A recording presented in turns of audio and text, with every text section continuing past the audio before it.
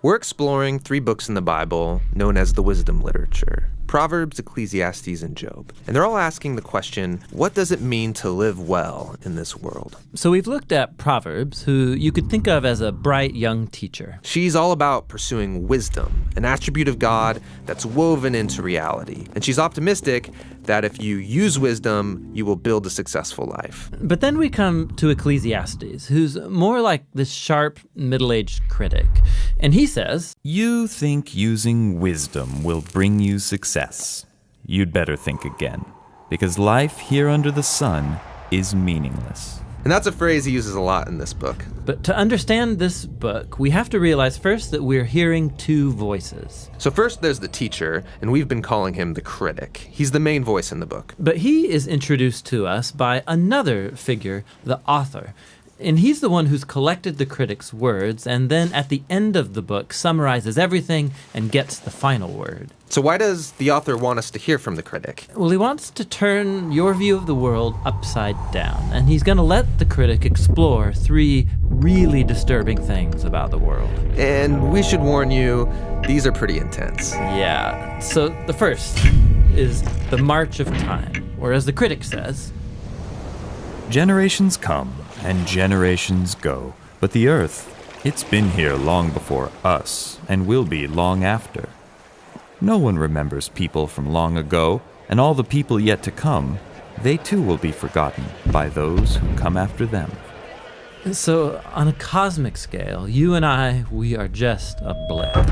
Stars are born, and then they die and form planets which orbit new stars, and those planets, they change over time and eventually burn out. And amidst this cosmic backdrop, my entire existence is like a blink in time. Which leads to the critic's second disturbing observation, that we are all going to die. Humans face the same fate as the animals: death. All people, the righteous and the wicked, the good and the bad, those who offer sacrifices to God and those who do not, they all share the same destiny. All this activity and madness, then we all join the dead. Man, this book is depressing. And so is the final disturbing thing for the critic, and that is life's random nature. So in Proverbs, life isn't random. There's a clear cause and effect relationship between doing the right thing and being rewarded. But the fact is that life doesn't always work that way. The critic has observed a glitch in the system. He calls it chance, or in his words, The race doesn't always go to the swift, or the battle to the strong, nor does food always come to the wise, or wealth to the brilliant, or favor to the educated. Time and chance happen to them all. So his point is that you can't really control anything in life. It's just way too unpredictable. So if I want to master life, Then you're setting yourself up for a fall. Now, throughout the book, the critic uses a metaphor to tie together all of these disturbing ideas. Nearly 40 times he says that everything in life is hevel. It's a Hebrew word that means smoke or vapor. Like smoke, life is beautiful and mysterious. it takes one shape, and before you know it, it takes a new shape. And smoke looks solid, but try and grab it, it'll slip right through your fingers. And when you're stuck in the thick of it, like fog, it's impossible to see clearly. Now, our modern translations have lost the metaphor, and they usually translate hevel as meaningless.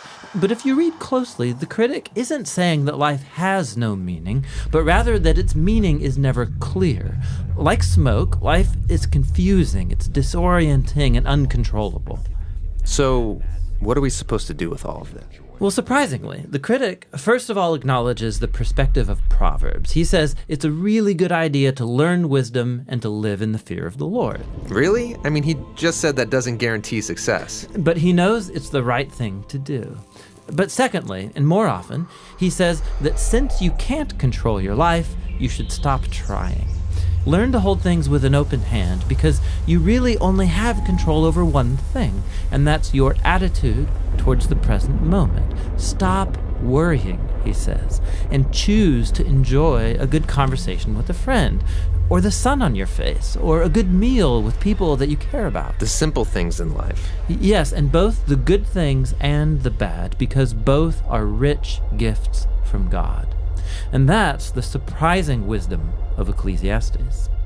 Listening to the critic is painful and can lead you into some dark places. And that's why the author speaks up at the end of the book. He doesn't want you to lose hope. He wants to make you humble into someone who trusts that life has meaning even when you can't make sense of it, that one day God will clear the hevel and bring his justice on all that we've done. And so he tells us that the proper response to all of this is to fear the Lord and keep his commandments. And that's the book of Ecclesiastes. Now, there's one more voice in the Bible's wisdom literature, and that's the book of Job. And he will bring us the final, much-needed perspective on our journey into wisdom. Hey, thanks for watching this video. We make a lot more videos like this one here on our YouTube channel, so check them out.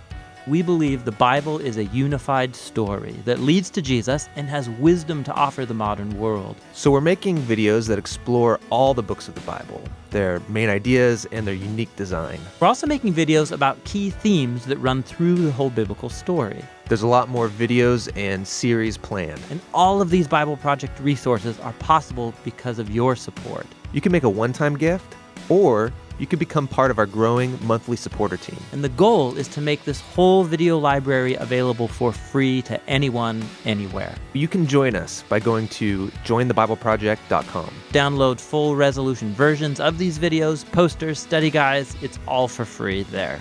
You guys are awesome. Thanks for the support.